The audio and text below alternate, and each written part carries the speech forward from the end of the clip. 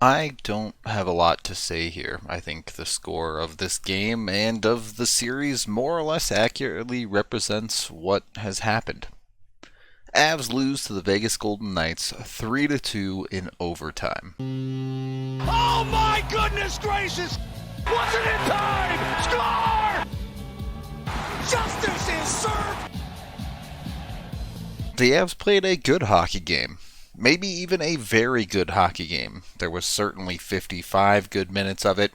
They just made 5 minutes of boneheaded mistakes in regulation and then one boneheaded play in overtime, and that was enough to cost them the game.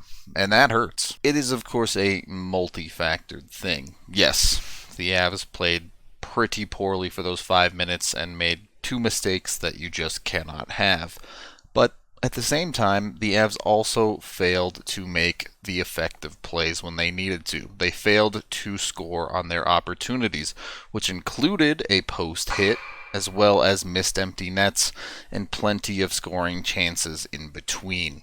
Had the Avs picked up another goal before their collapse, I guess it's fair to call it a collapse, they probably run away with this game. And Vegas is not perfect. I think that was clearly shown in this game.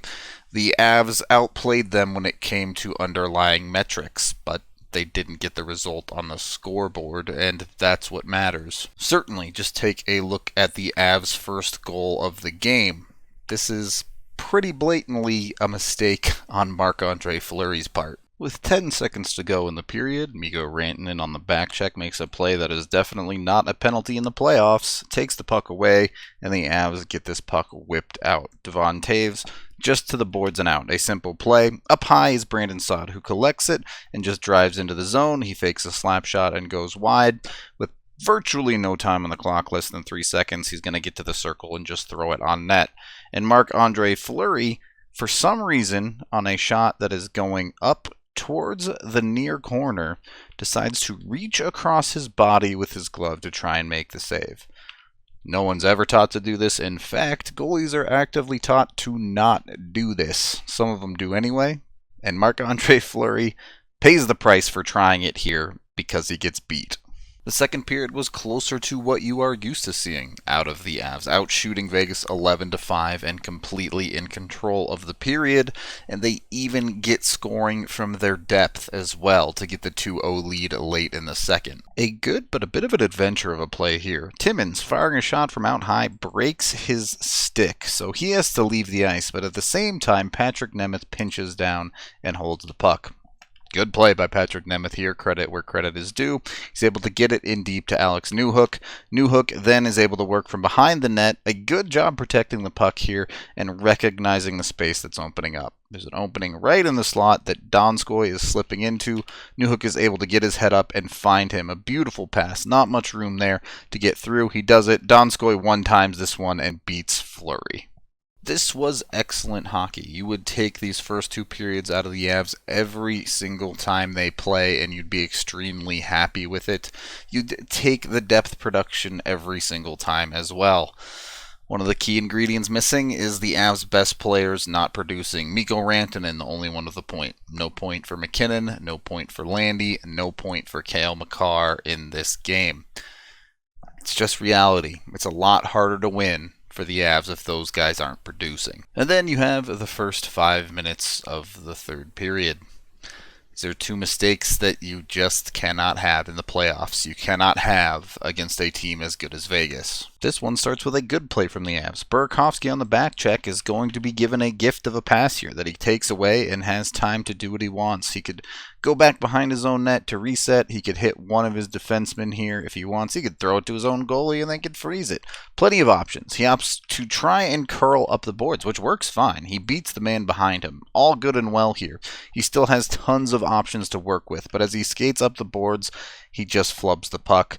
Instead of getting it out of the zone or to one of his defensemen cleanly, he just fires it right into the stick of the man in front of him, and now it's created a puck battle along the boards, one that he ultimately loses. Because he loses it, the Avs are caught up the ice. Patrick Nemeth may be cheating up a little bit there, but you can't expect Burakovsky to walk the puck right into a couple of Knights and turn it over. From there, Tuck going down the middle of the ice. Great play by Tuck here. The puck flips up and he's able to bat it out of midair through Grubauer. This one is just more puck management that doesn't go well. Landy has gained the blue line here. The Avs have a 4-on-3 rush, but they don't really stagger themselves well. If Compher is going to drive the net here, I would like to see Graves at very least slow up and be a later option. Instead, they're kind of lined up with each other. It looks like this is probably a pass to Graves from Landy, but it could have been to Compher. I don't know. Either way, it comes through, and it's not a good pass, going behind both players and ultimately ending up bouncing off of Graves' skate. So a poor pass, and now the Avs are in a precarious situation because they've sent 4 players deep here, and the puck is now behind all of them. Obviously a bad spot. Not a spot you want to be in a one-goal game with 16 minutes left in the third period. It leads to an obvious odd man rush for Vegas, which ends up being a 3-on-1. There's not a whole lot anyone can do here. There's no magic to solve this. Girard does his best to try and defend 2 players, but, what can you do here? Get your stick on the puck, maybe, in a perfect world. Landy takes the far side player, but you're still down a man. All they have to do is find the room, and they find Marchessault heading towards the near post. Grubauer can't get across as it's well lifted, ultimately. Nobody's perfect. You can expect the Avs to make some mistakes, but it's hard to watch a hard-fought 2-goal lead disappear over the course of 3 minutes in such an important game. You expect better than that. The Avs should be better than that if they are as good as everyone thinks they are. Let's get to the painful part. After the rough first 5 minutes of the third period, the Avs kind of get back to their game, and they play the rest of the period well, coming dangerously close to that third goal, but they don't get it, and the game goes to overtime. The only good thing about overtime is it was pretty quick. The Avs had a chance 10 seconds in that wouldn't go, and then we get more boneheaded mistakes. The modern NHL is not a place where you can turn your brain off and just throw pucks anymore. It's a place where you have to think about what you're doing with the puck and make effective plays with it. Ryan Graves does not do that here. His first shot attempt, which is a wrister from outside, gets blocked out high. He is given a gift as it bounces directly back to him, and he gets a second try with this puck to do whatever he wants with it. That is 4 Vegas players in a line, right towards the net. Probably not a great idea to shoot this puck. You have options. You can try a dangerous pass through. You can try throwing something to the near side, which is definitely safe. You also have Nathan MacKinnon coming off the bench, as they're doing a bit of a weird change here. You could hit Nathan MacKinnon. All of those valid options. You could also hold on to this puck for a little bit longer. Instead, Graves winds up and fires another shot. Again, does not get anywhere near the net. And to make matters worse, he gets caught floating at the blue line on a puck that clearly didn't make it to the net and is now floating out of possession, unclear who's going to win it. Vegas is the ones who win it. And Ryan Graves, we already know, is not a great skater, so it's far too late. Mark Stone has already beat him here. That's not even a relevant conversation. You can see MacKinnon just coming off the bench there. There was nothing he could do to get into this play. Stone has a clear lane all the way back, and he makes it count. That's a great shot from a great player. Credit where credit is due. And the Avs lose a game that they played quite well in. There's not a whole lot more to it than that. However, the series is not over. 3-2 is far from a death blow. You have to win 4. That is how it's made. Clearly, this game proves that the Avs can absolutely hang with Vegas and even outplay them at times. They have to find a way to do it and win the next 2 if they don't want to go home. Can they do it? Yes, absolutely. Will they do it?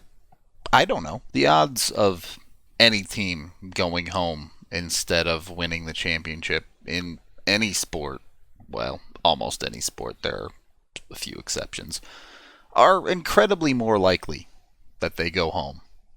And that's part of sports. It's built to be a sadness machine in some ways. It's built to bring a lot of joy, too, though. So I'm going to enjoy Game 6, whether it's the last game the Avs play this year or not. And I'm going to enjoy every single game they play for the rest of this year, whether it's one or a bunch.